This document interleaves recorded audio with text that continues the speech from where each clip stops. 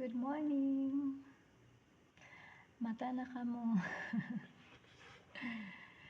3:54 in the morning. Yan. Kamata na ako around 3:30.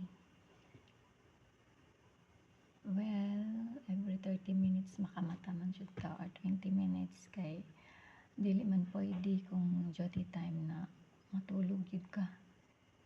Naiha na magmata kung buntag na. So, pwede ra siya matulog kung mingaw na wala pa yung mga guests, pero mag-ukbong ra gid siya, dili pwede na matulog na maghigda or komportable nakatulog. Mga ukbong yun, ana rin diha.